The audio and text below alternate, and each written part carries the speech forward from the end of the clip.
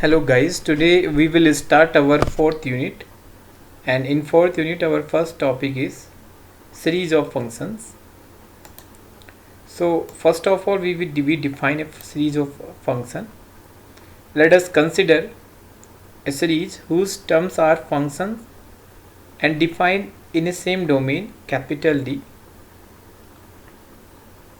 same domain D. Let Sx is equal to the summation n is equal to 1 to infinity fn, that is, this value is equal to the sum of infinite functions f1 plus f2 plus f3 up to so on. Such functions are called series. Sum of infinite function is called a series, and we write S and x is equal to sum of first n functions. That means if we put n is equal to 1 here, we get s1x, this is equal to f1.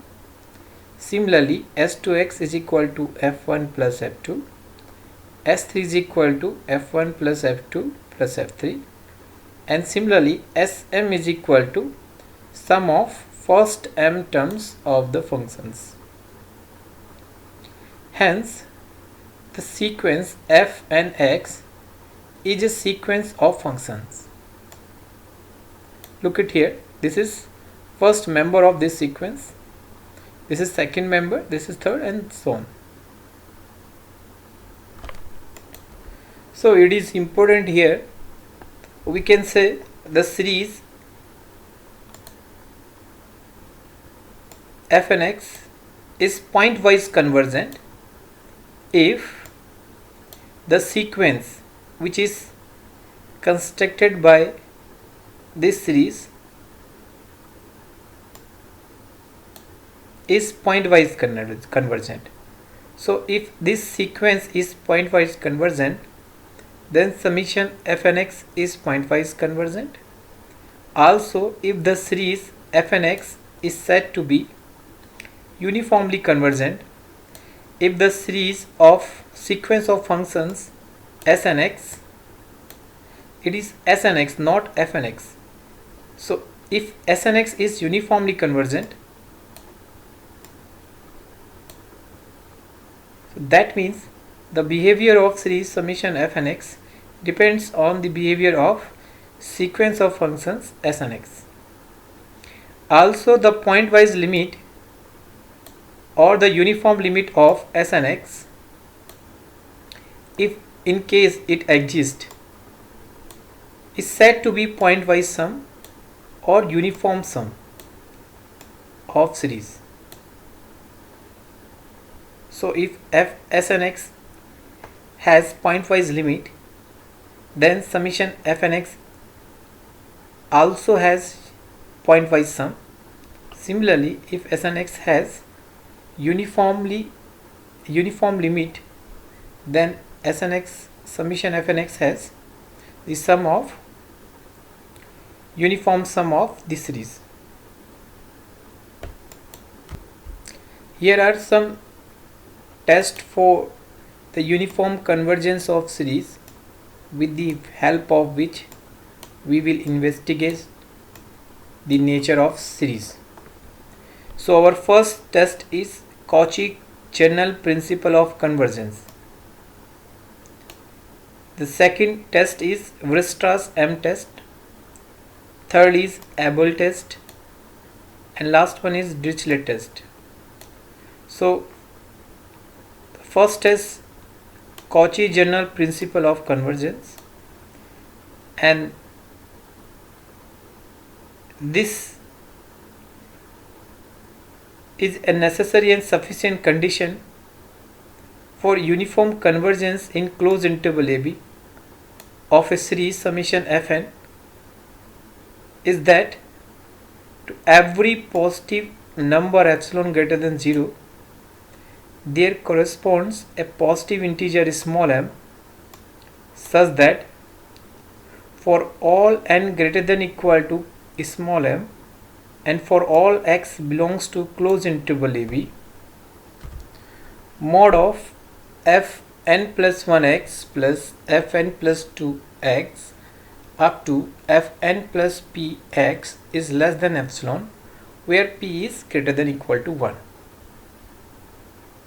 This result is immediate consequence of the corresponding result for the sequence proved in uniform convergence of sequence of functions.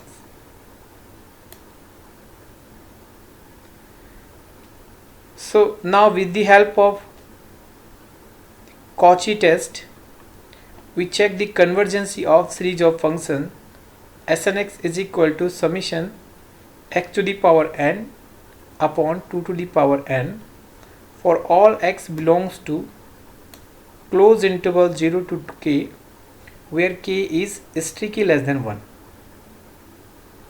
So here we have given fnx is equal to x to the power n upon 2 to the power n. Let epsilon is greater than 0, then the mod of fn plus xx up to fn plus px is equal to x by 2 to the whole power n plus 1 plus x by 2 to the whole power n plus 2 up to x by 2 to the whole power n plus p. Since x belongs to closed interval 0 to k, where k is strictly less than 1, that means the values of x in this equation is strictly less than 1. So in place of 1 x, if we put 1, then we get this inequality. This is strictly less than equal to 1 by 2 to the power n plus 1 plus 1 by 2 to the power n plus 2 up to 1 by 2 to the power n plus p for all x belongs to 0 to k. If we take 1 by 2 to the whole power n plus 1 common, we get 1 plus 1 by 2 up to 1 by 2 to the power here p. So by using geometric sum of p terms, we get 1 minus 1 to the power 1 by 2 to the power p minus 1 whole upon 1 minus 1 by 2, and 1 minus 1 by 2 gives us 1 by 2, so it can be subtracted from here. So 1 by 2 to the power n is into 1 minus 1 by 2 to the power p minus 1.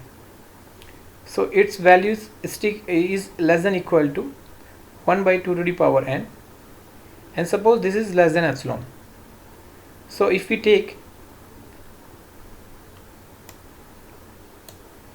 log both sides in this term, in this equation, we get n log 1 by 2 is strictly less than log epsilon.